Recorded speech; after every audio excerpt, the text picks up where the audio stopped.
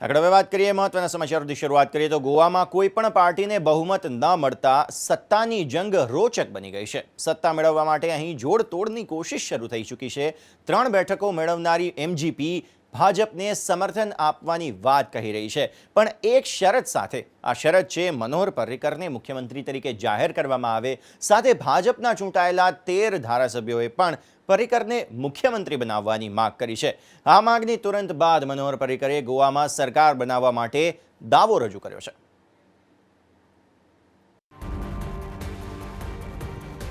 UP અને ઉત્તરાખંડમાં ભાજપને મળ્યો પ્રચંડ બહુમત।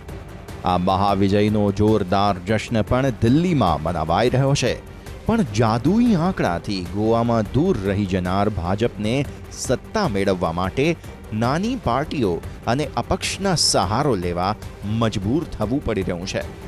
ગોવાની 40 બેઠકોમાંથી ભાજપને 13 અને કોંગ્રેસને 17 બેઠકો મળી છે, જ્યારે બહુમત માટે 21 બેઠકો જોઈએ। એવામાં ભાજપની પરેશાનીને થોડી હળવી કરી મહારાષ્ટ્રવાદી ગોમાંતક પાર્ટીએ એટલે કે એમજીપીએ માંગ કરી છે કે રક્ષામંત્રી મનોહર પર્રિકરને મુખ્યમંત્રી તરીકે જાહેર કરવામાં આવે। એમજીપીની આ માંગને થોડી જ કલાકો બાદ ખબર આવી કે રક્ષામંત્રી પદેથી મનોહર પર્રિકર રાજીનામું આપ્યું છે। આ ખબર આવતા જ એ વાત પર મહોર લાગી કે ગોવા મેળવવા પીએમ મોદીએ પોતાના મંત્રીમંડળમાંથી મનોહર पर्रिकरનો त्याग કર્યો। मैंने हमारे अध्यक्ष अमित शाह जी से बातचीत की, प्रधानमंत्री से भी बातचीत की, और उसके बाद में मैंने उनको कहा कि यहाँ के एमएलएस की इच्छा है कि गोवा में अगर स्थिर सरकार चाहिए और डेवलपमेंट चाहिए तो यहाँ के आम लोगों की और विशेष रूप से जो पार्टियाँ हमको समर्थन करने के लिए तैयार हैं, उनके आग्रह है, कंडीशन है कि मनोहर पर्रिकर मुख्यमंत्री बने। उसके बाद में अध्यक्ष जी ने प्रधानमंत्री जी के साथ और पार्लियामेंट्री बोर्ड के सभी सदस्यों के साथ विचार विनिमय करके मुझे कन्वे किया कि अगर मनोहर पर्रिकर जी अगर मुख्यमंत्री बनते हैं तो पार्लियामेंट्री बोर्ड की ओर से उनके लिए अनुमति है। हम लोगों ने लेटर ऑफ सपोर्ट दिया है और हमको ऐसा लग रहा है कि हमारे पास नंबर है। क्या वजह, मुख्य रीजन क्या है आपका? मुख्य रीजन ऐसा है कि हमको ऐसा लग रहा है कि हमारा एजेंडा जो है एक रीजनलिस्टिक एजेंडा है, गोयकार और गोयकारपन का। ये एजेंडा हम आगे ले सकते हैं, और स्टेबिलिटी गोवा में अगर चाहिए और डेवलपमेंट चाहिए तो हमको एक क्लियर डिसीजन लेना हमको पड़ता है, और ये डिसीजन हम लिया है। ગોવામાં ભાજપના 13 ધારાસભ્યો છે, જ્યારે એમજીપીના 3 ધારાસભ્યોના સમર્થનની સંખ્યા 16 પર પહોંચે છે। ગોવા ફોરવર્ડ પાર્ટીના 3 અને 3 અપક્ષ ધારાસભ્યોના સમર્થનથી ભાજપ સરકાર બનાવી શકે છે। તો બીજી તરફ કોંગ્રેસ પણ ગોવામાં સરકાર બનાવી યુપી અને ઉત્તરાખંડમાં મળેલા દર્દને થોડો ઘટાડવા માંગે છે। કોંગ્રેસ પાસે 17 ધારાસભ્યો છે, એનસીપીનો 1 ધારાસભ્ય મળીને 18 થાય છે। 3 અન્ય ધારાસભ્યોનું સમર્થન મળી જાય તો કોંગ્રેસ બહુમતનો આંકડો પ્રાપ્ત કરી શકે છે। ગોવામાં જારી આ નંબર ગેમ વચ્ચે કોંગ્રેસ પણ બહુમતનો દાવો કરી રહી છે। Is this the moral or character of any political party after having squarely been defeated are doing horse trading, promising huge sums, promising SUVs, ministries, boards and corporations, like they are distributing sweets? We strongly condemn any effort of the BJP, particularly Mr. Manohar Parrikar, to even think of staking their claim to form the government. Congress બહુમતનો દાવો કરી રહી છે, પણ નાની પાર્ટીઓ અને અપક્ષના સમર્થનથી ભાજપ સરકાર બનાવશે તેવા પૂરા અણસાર છે। બ્યુરો રિપોર્ટ, એબીપી અસ્મિતા। આગળ હવે વાત કરીએ યુપી અને ઉત્તરાખંડમાં ઐતિહાસિક જીત બાદ આજે દિલ્હીમાં પીએમ મોદીએ રોડ શો કરી અને મેગા શો કર્યો। પગપાળા ભાજપના મુખ્યાલય પહોંચી પીએમ મોદીએ પોતાના સંબોધનમાં કહ્યું કે જેમણે વોટ નથી આપ્યો તેમની માટે પણ કામ કરીશું। અવસર હતો યુપી સહિતના રાજ્યોની ચૂંટણીમાં ભાજપની ઐતિહાસિક જીત બાદ ભાજપના મુખ્યાલયમાં આયોજિત અભિનંદન સમારોહનો. આ સમારોહમાં સામેલ થવા પીએમ મોદી લા મેરેડિયન હોટલથી ભાજપના મુખ્યાલય સુધી પગપાળા પહોંચ્યા. આ દરમિયાન તેમના પર ફૂલોનો વરસાદ કરાયો. ભાજપના જશ્નમાં મોટી સંખ્યામાં પાર્ટીના કાર્યકર્તાઓ અને અનેક દિગ્ગજ નેતાઓ મોજૂદ રહ્યા. પોતાના સંબોધનમાં પીએમ મોદીએ કહ્યું કે લોકતંત્રમાં સરકાર બને છે બહુમતથી, પરંતુ ચાલે છે સર્વમતથી. આથી જ ભાજપની આ સરકાર જેમણે વોટ આપ્યો તેમની છે અને જેમણે વોટ નથી આપ્યો તેમની પણ છે. लोकतंत्र में सरकार बनती है बहुमत से, लेकिन चलती है सर्वमत से.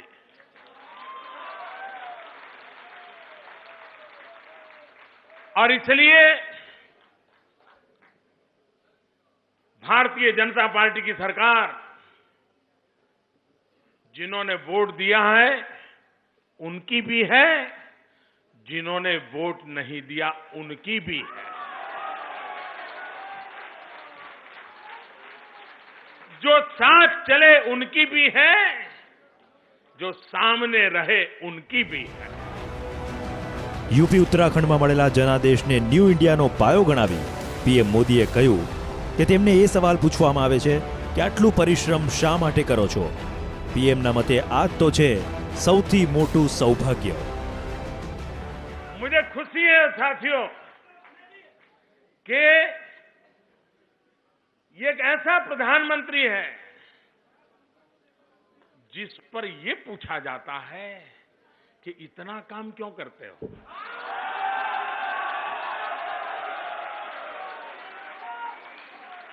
इतनी मेहनत क्यों करते हो. इससे बड़ा जीवन का सौभाग्य क्या हो सकता है. પીએમ મોદીએ પાર્ટીના કાર્યકર્તાઓ સમક્ષ સંબોધનમાં કહ્યું કે દેશની ગરીબોની તાકાતને તેઓ સમજે છે અને આ જીત બાદ વધુ વિનમ્ર થવું એ સૌની જવાબદારી છે. બ્યુરો રિપોર્ટ, એબીપી અસ્મિતા.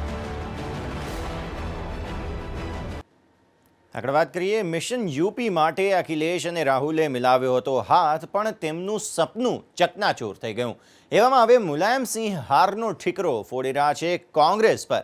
મુલાયમના મતે કોંગ્રેસને કંઈ પસંદ જ નથી કરતું અને જેને લઈને સમાજવાદી પાર્ટીના સુપડા સાફ થઈ ગયા છે.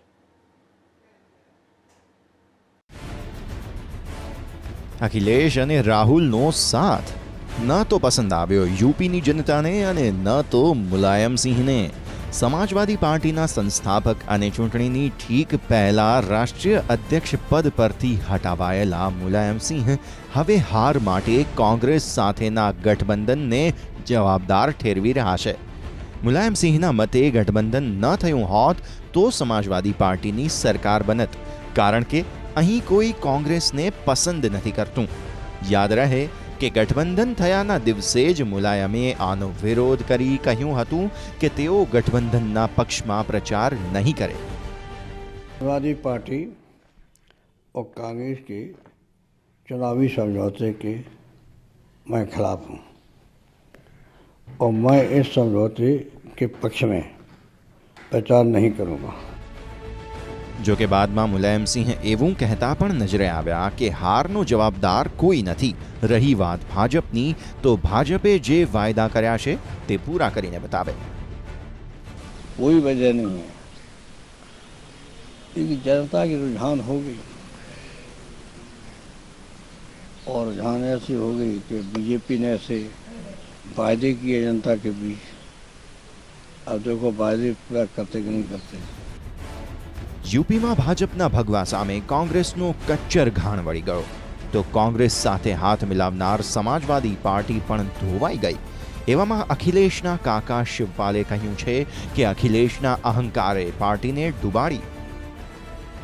चलिए अब वो तो हमने बोल ही दिया है और अब आगे समीक्षा के बाद, समीक्षा जब पार्टी की होगी हाथ जीत की, उसमें सब बातें आ जाएंगी. ચૂંટણી પહેલા યાદવ પરિવારમાં યાદવા સ્થળી થઈ જે હજુ થમી નથી. એવામાં વિરોધીઓ પણ નિશાન તાકી રહ્યા છે.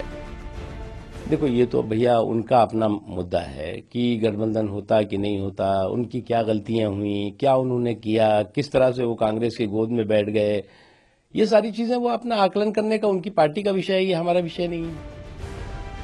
યુપીના ચૂંટણી જંગની ઠીક પહેલા અખિલેશ અને રાહુલે હાથ મિલાવી જનતા જનાર્દન સમક્ષ નારો આપ્યો હતો કે યુપીને આ સાથ પસંદ છે, પણ પરિણામમાં યુપીવાસીઓએ પોતાનાઓને નહીં બલકે દત્તક પુત્રને જનાદેશ આપ્યો. એવામાં હવે હારનો ઠીકરો એકબીજા પર ફોડાઈ રહ્યો છે. બ્યુરો રિપોર્ટ, એબીપી અસ્મિતા. વાત કરીએ હવે પંજાબની, તો કેપ્ટન અમરિંદર સિંહ પંજાબના નવા મુખ્યમંત્રી બનશે. પંજાબના નવા ચૂંટાયેલા ધારાસભ્યોની બેઠકમાં તેઓ સર્વાનુમતે ચૂંટાઈ આવ્યા છે. જો કે ચૂંટણી પહેલાં જ તેમનું નામ મુખ્યમંત્રી તરીકે નક્કી હતું. પંજાબમાં કોંગ્રેસે બહુમતી મેળવી છે અને પંજાબનો ચૂંટણી પ્રચાર કેપ્ટનના ખભા પર હતો. 75 વર્ષીય કેપ્ટન હવે પંજાબનું સુકાન સંભાળશે. તેમણે રાજ્યપાલ સમક્ષ સરકાર બનાવવાના દાવા રજૂ કર્યા છે અને 16મીએ તેઓ શપથ લેશે. નવજોતસિંહ સિદ્ધુ નાયબ મુખ્યમંત્રી બનશે કે કેમ તે અંગે હજુ અનિશ્ચિતતા છે. પંજાબમાં ડ્રગ્સના દૂષણને લઈને અમરિંદરસિંહે કહ્યું છે કે પંજાબમાં સૌપ્રથમ વ્યસન મુક્તિ કેન્દ્ર શરૂ કરાશે અને ત્યારબાદ જલ્દીથી ડ્રગ્સનું દૂષણ નાબૂદ કરવાનું તેમણે વચન આપ્યું છે.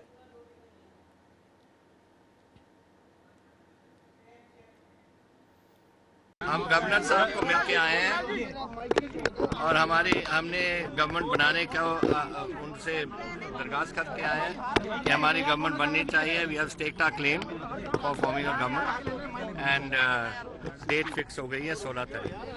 16 की सुबह वो टाइम बता देंगे आप. 16 को कब? सुबह वो टाइम बता देंगे आप. શું માત્ર આપ જ એવું માનો છો કે આપના બાળકો કોઈ કામ દરમિયાન વચ્ચે આવી જાય છે?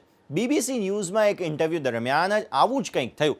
તે આપના ચહેરા પર હાસ્ય લાવી દેશે. ઘટના એવી હતી કે બીબીસી ન્યૂઝ પર સ્કાઇપથી સાઉથ કોરિયાને મામલે ચર્ચા ચાલી રહી હતી. રોબર્ટ કેલી, કે જેઓ એક પ્રોફેસર છે અને આંતરરાષ્ટ્રીય મામલાના જાણકાર છે, તેઓ આ મામલે જવાબ આપી રહ્યા હતા અને અચાનક તેમની પાછળ તેમના રૂમનો દરવાજો ખુલે છે અને તેમની દીકરી ઉછળતી કૂદતી અંદર ઘૂસી આવે છે. થોડી જ વાર બાદ રોબર્ટ કેલીનો દીકરો પણ રૂમમાં આવતો રહે છે. લાઈવ પ્રસારણ ચાલી રહ્યું હતું અને ત્યાં જ અચાનક રોબર્ટ કેલીના પત્ની દોડીને અંદર આવે છે, પોતાના બાળકોને ખેંચીને બહાર લઈ જાય છે. દિલચસ્પ વાત એ છે કે આ દરમિયાન રોબર્ટ ખૂબ જ ધૈર્ય સાથે જવાબ આપી રહ્યા છે અને બાદમાં પ્રેઝેન્ટર પાસેથી માફી પણ માગી છે. પણ જે થવાનું હતું તે તો થઈ ગયું. બલકે કહેવું તો એમ જોઈએ કે દક્ષિણ કોરિયાના ગંભીર મુદ્દા પર રોબર્ટ કેલીના બાળકો લોકોના ચહેરા પર હાસ્ય લાવી મૂક્યું.